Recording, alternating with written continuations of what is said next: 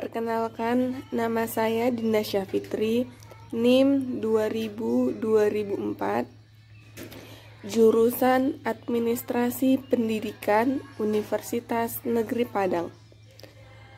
Di sini saya akan mempresentasikan mata kuliah Komunikasi Organisasi dengan judul Keterampilan Mendengar di bawah naungan Bapak Dr. Hanif Al-Qadri. Keterampilan mendengar. Ketidakmampuan seseorang berkomunikasi adalah akibat dari kegagalan seseorang mendengarkan secara efektif, terampil, dan penuh perhatian. Allah telah memberikan manusia satu lidah. Allah telah menciptakan mulut manusia satu, namun Allah menciptakan dua telinga manusia. Artinya, ketika Allah menciptakan dua telinga manusia, itu berarti Allah menyuruh manusia untuk mendengarkan daripada berbicara. Itulah sebabnya hanya satu mulut yang Allah ciptakan untuk manusia. Hasil menunjukkan 80 derajat manusia sulit sekali untuk mendengarkan.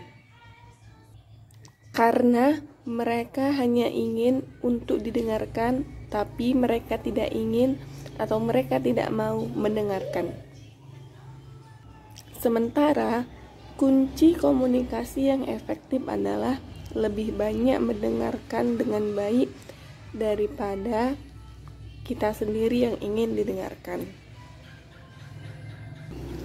Berikut ini merupakan ciri-ciri pendengar yang tidak baik. Yang pertama, selalu menyela dalam komunikasi.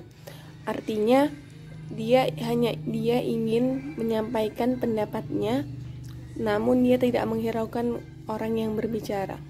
Itu artinya dia hanya ingin dia sendiri yang didengarkan orang lain, namun dia tidak menghargai orang lain ketika berbicara. Yang kedua, sering mengambil kesimpulan dan tergesa-gesa. Maksudnya dia itu hanya ingin ketika orang lain berbicara untuk cepat-cepat dan untuk cepat-cepat agar dia bisa berbicara, dan dia itu selalu memotong perkataan orang lain. Yang ketiga, menyelesaikan kalimat-kalimat saya. Artinya dia selalu mengambil alih percakapan atau yang ingin disampaikan dari orang lain, namun dia tidak menghiraukan atau menghargai sedikit pun orang yang berbicara itu. Yang keempat, kurang memperhatikan atau sikap tidak baik. Artinya, ketika dia kurang memperhatikan percakapan dari orang lain atau dari orang yang ingin menyampaikan sebuah informasi, dia selalu kurang fokus dan dia selalu menjadi penghambat bagi orang lain yang ingin menyampaikan pesan tersebut.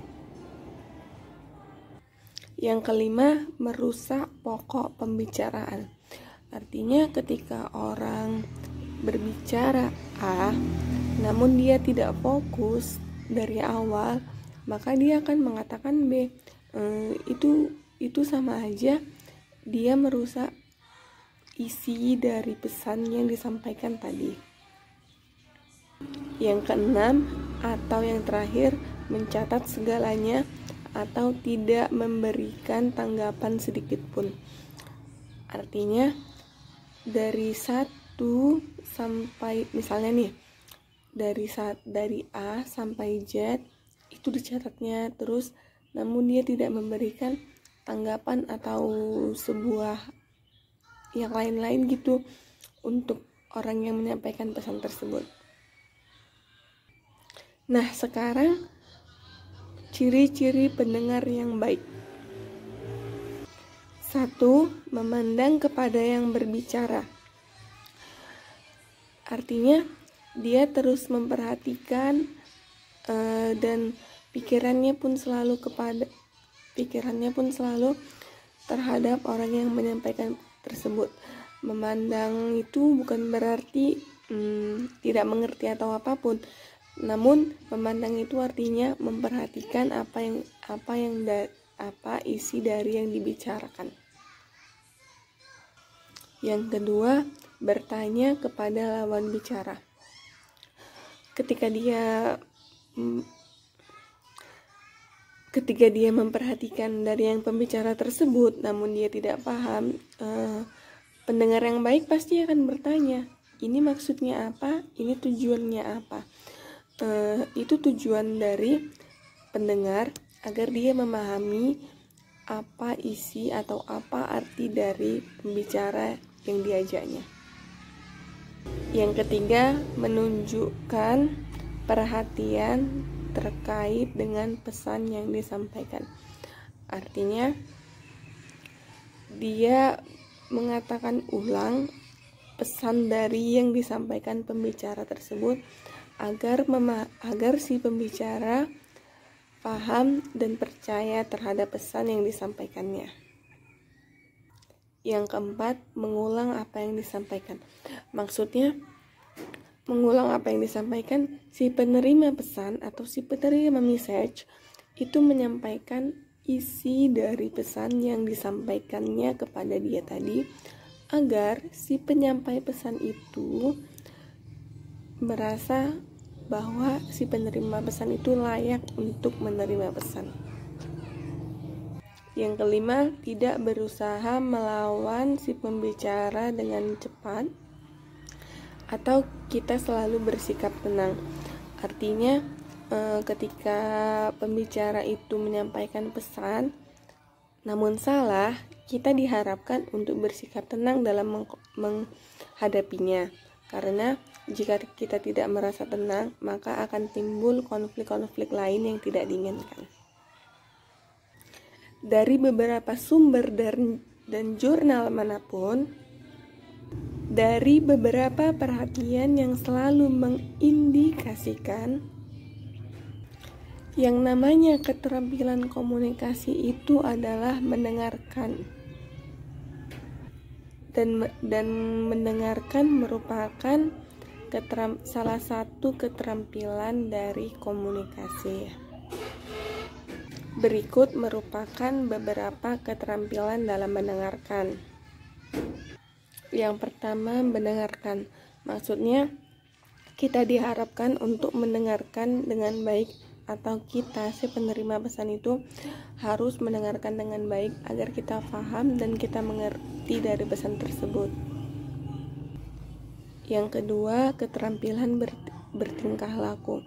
Maksudnya, kita harus menjaga sikap agar si penerima pesan tersebut nyaman dengan kita dalam menyampaikan pesannya, atau tidak membuat si penerima pesan terganggu dengan sikap kita. Yang ketiga, keterampilan menyelesaikan konflik. Maksudnya ketika ada konflik atau ketika ada sebuah kritikan gitu, kita sebagai penerima pesan harus menyelesaikannya dengan baik atau secara bermusyawarah. Karena jika kita langsung menyampaikannya secara keras kepala, maka konflik tersebut itu tidak akan terselesaikan sama sekali. Dan konflik kecil bisa menjadi konflik besar. Yang keempat, keterampilan membaca situasi. Kemudian diulang pada tahun 80 dan yang terakhir kembali diulang pada tahun 2018. Penelitian tersebut menjelaskan bahwa hal yang paling sulit untuk dilakukan dalam komunikasi adalah mendengarkan secara baik. Pada tahun 1928, persentase mencapai 45% itu dijawab sulit. Artinya, mendengarkan secara baik dalam komunikasi itu hampir sangat sulit. Dan pada tahun 1980, persentase tersebut mencapai 53%. 53% orang mengatakan bahwa mendengarkan itu adalah hal yang sulit. Dan pada tahun 2017 sampai 2018, persentase tersebut meningkat kembali menjadi 63%. Orang mengatakan bahwa mendengarkan itu sangat sulit dilakukan. Artinya, memang mendengarkan itu hal yang paling sulit untuk dilakukan manusia. Apalagi mendengarkan dan memperhatikan serta mematuhi aturan-aturan dalam mendengarkan. 63% ini kalau dibandingkan dengan berbicara, pasti semua orang itu akan lebih memilih untuk berbicara karena semua orang mampu berbicara. Dan perlu kita ingat bahwa mendengarkan itu merupakan kemampuan komunikasi yang aktivitas. Hambatan-hambatan dalam keterampilan mendengarkan. 1. Sibuk dengan diri sendiri. Yang kedua, sibuk dengan masalah ekspektasi. 2. Sibuk dengan masalah eksternal. 3. Asimilasi atau banyak kecenderungan berdasarkan asumsi pribadi.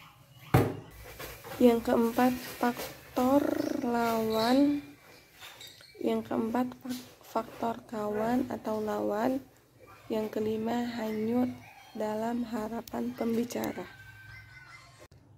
Etika moral dalam berkomunikasi. 1. Adanya kedekatan kedua belah pihak. 2. Diam dan berusaha untuk menyimak. 3. Tidak memotong pembicaraan. Yang terakhir atau yang keempat, tidak meninggalkan dalam pembicaraan.